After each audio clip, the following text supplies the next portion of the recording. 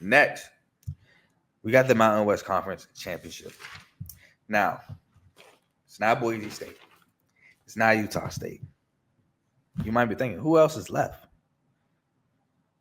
What happens in Vegas stays in Vegas. We going UNLV as our Mountain West Conference champ, namely because Dan Mullen is now the head coach at UNLV.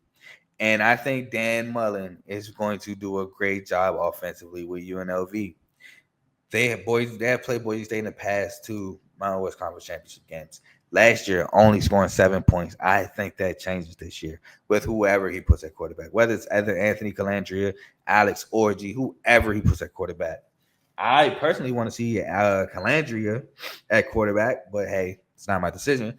But I'm excited. I'm excited to see what they do. They're coming off an 11-3, 7-1 season where they lost the Mountain West Conference Championship game to Boise State 21-7, but they won the LA Bowl against Cal 24-13. They returned 4 starters, 2 on offense, 2 on defense.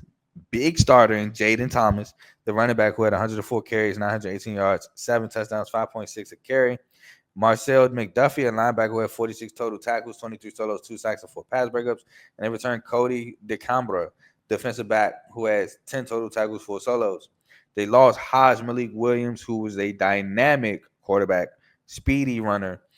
He's now gone. He went 150 at 252, 59.5% completion percentage, 1,941 yards, 19 total touchdowns, 5 interceptions, 851 yards on the ground, and 9 total touchdowns on the ground. Ricky White, my guy, former Spartan, currently trying to make the Seahawks. Receiver who had 79 catches, 1,041 yards, and 11 touchdowns. Jacob DeJesus transferred to Cal, receiver at 36 catches for 512 yards and 3 touchdowns. But let's not forget he's an explosive returner as well. Just get the ball in his hand in open space. He'll make plays. Jackson Woodard, one of my favorite linebackers last year, trying to make the Texans. He had 135 total tackles, 69 solos, 3.5 sacks, 12 pass breakups, 4 interceptions, 2 fumble recoveries, and a scoop and score touchdown. Jalen Catalon transferred to Missouri, where he has 92 total tackles, 61 solos, 2 sacks, 4 pass breakups, 5 interceptions, a pick 6, and a forced fumble. He played safety. Jet Eli had a defensive back, 84 total tackles, 54 solos, 6 pass breakups, an interception, and a fumble recovery. Transferred to Rutgers. Jonathan Baldwin, a defensive back, 68 total tackles, 40 solos, 3.5 sacks, 10 pass breakups, 3 interceptions, trying to make the Packers. Fisher Kamak, a defensive end, transferred to UVA, 46 total tackles, 21 solos, 7.5 sacks, 5 pass breakups, and a forced fumble. And Antonio Doe Jr., defensive end, 56 total tackles, 26 solos, 6.5 sacks, 3 pass breakups, and a fumble recovery. And Cameron Oliver, defensive back, 33 total tackles, 21 solos, a sack, 10 pass breakups, and 3 interceptions. They had the 77th overall recruiting class, 72nd in transfers.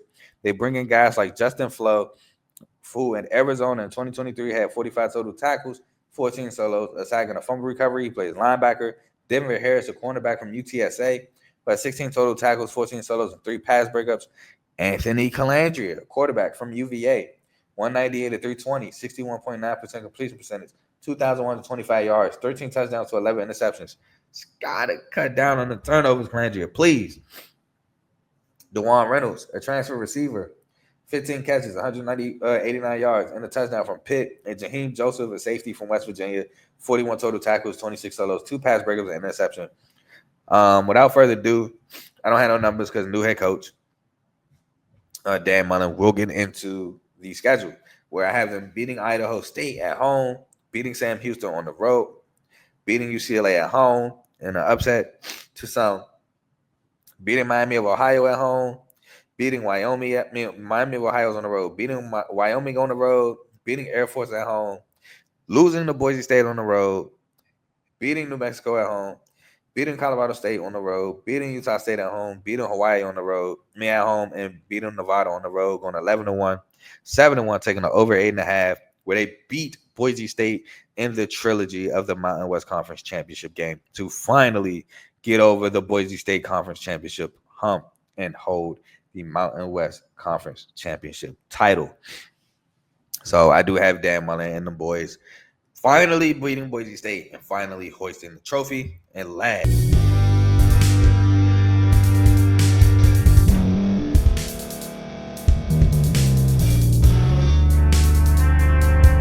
Thank Thank you for staying to the end. If you're watching this on YouTube, please like this video, subscribe, and also hit that notification button so you can be notified next time we put out a video. If you're listening on any podcast platform, subscribe and hit that notification button, y'all, so you can be notified we put out another podcast audio.